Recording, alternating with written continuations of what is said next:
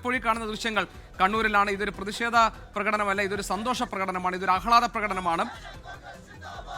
K സുധാകരന് സീറ്റുണ്ട് എന്ന് അറിയിപ്പ് കിട്ടിയതിന് തൊട്ട് പിന്നാലെ അദ്ദേഹത്തിന്റെ അനുയായികൾ കണ്ണൂരിൽ നടത്തുന്ന ആഹ്ലാദ പ്രകടനമാണ്. വൻ സ്വീകരണം കെ സുധാകരന് കണ്ണൂരിൽ ഒരുക്കാൻ പ്രവർത്തകർ തയ്യാറായി കഴിഞ്ഞു.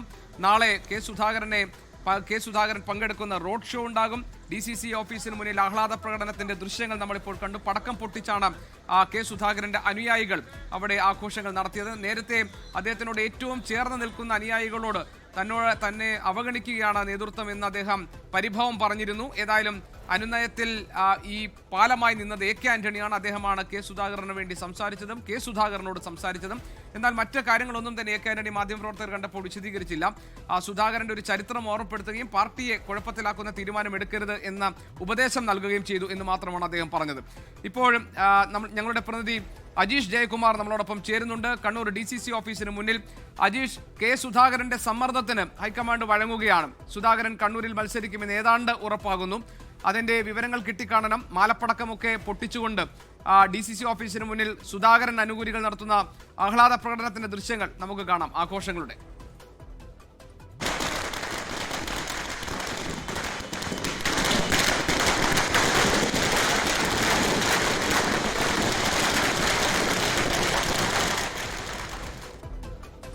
വൻ സ്വീകരണം ഒരുക്കി കെ സുധാകരനെ മണ്ഡലത്തിലേക്ക് സ്വാഗതം ചെയ്യാനാണല്ലോ അനുയായികളുടെ പദ്ധതി. നാളെ റോഡ് ഷോയും പ്ലാൻ ചെയ്തിട്ടുണ്ട്. എന്താണ് അജീഷ് വിവരങ്ങൾ? GK, നാളെ കെ സുധാകരൻ കണ്ണൂരിൽ എത്തുമ്പോൾ വലിയൊരു സ്വീകരണം ഒരുക്കാൻ തന്നെയാണ് കോൺഗ്രസ് പ്രവർത്തകരുടെ, അദ്ദേഹത്തെ സ്നേഹിക്കുന്നവരുടെ തീരുമാനം. നമുക്കിപ്പോൾ ആ കോൺഗ്രസ് DC ഭാരവാഹിയുണ്ട്. നാളെ സുധാകരൻ എത്തുമെന്ന് പറയുന്നു. എങ്ങനെയാണ് സ്വീകരണം ഒരുക്കാൻ പ്ലാൻ ചെയ്യുന്നത്? DCC നേതൃത്വവുമായി അത് ആലോചിച്ചിട്ടായിരിക്കും അത്തരം കാര്യങ്ങളൊക്കെ തീരുമാനിക്കുക. തീർച്ചയായും കെ സുധാകരൻ MP കണ്ണൂരിൻ്റെ വികാരമായതുകൊണ്ട് തന്നെ ഒട്ടനവധിയായുള്ള നേതാക്കന്മാരും അണികളും ചേർന്നൊരുക്കുന്ന വൻ സ്വീകരണ പരിപാടി തന്നെയാണ് നമ്മൾ ഈ കാരണത്തിൽ നമ്മൾ നടത്തപ്പെടുക. തീർച്ചയായും അത് DCC ആണ് ആ കാര്യങ്ങൾ തീരുമാനിക്കേണ്ടത്. ഘട്ടത്തിൽ അദ്ദേഹം കണ്ണൂരിൽ മത്സരിക്കുമെന്നുള്ളൊരു സൂചനകളൊക്കെയാണ് പുറത്തു വരുന്നത്.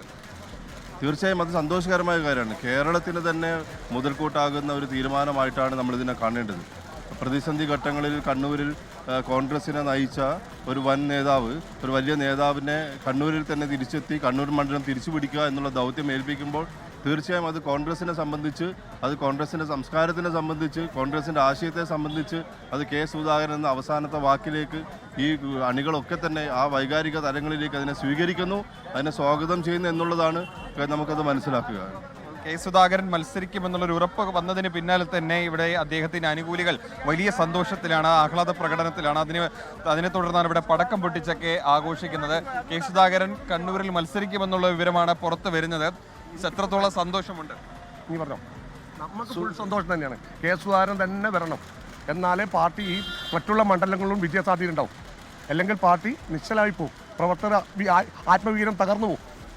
10 വർഷമായിട്ട് LDFന്റെ കയ്യിലാണ് കണ്ണൂർ മണ്ഡലം. അത് തിരിച്ചു പിടിക്കാൻ പറ്റും. സുധാകരൻ സാറ് വന്നതോടുകൂടി കണ്ണൂർ മണ്ഡലം തിരിച്ചു പിടിക്കും.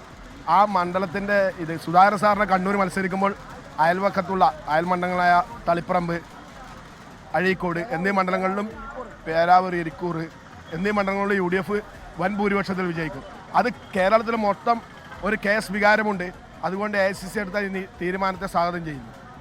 അപ്പോൾ അങ്ങനെയാണ് GK. പ്രവർത്തകർക്കെല്ലാം വലിയ സന്തോഷമാണ്. അതിനെ തുടർന്നാണ് ഇവർ ആഹ്ലാദ പ്രകടനം നടത്തിയത് DCC ഓഫീസിന് മുന്നിൽ. ഇത്രയും നേരം വലിയ പ്രതിഷേധത്തിലായിരുന്നു. അദ്ദേഹത്തിന് സീറ്റില്ല എന്ന വാർത്തകൾ. അജീഷ് ജയകുമാറാണ് വിവരങ്ങൾ നൽകിയത്. ലോകത്തെവിടെയായാലും ഏത് സമയത്തും 24 വാർത്തകളും ഓഗ്മെന്റഡ് റിയാലിറ്റി പാക്കേജുകളും എക്സ്പ്ലെയിനറുകളും വിശദമായി കാണാൻ ഞങ്ങളുടെ YouTube ചാനൽ നിങ്ങൾക്ക് സബ്സ്ക്രൈബ് ചെയ്യാം.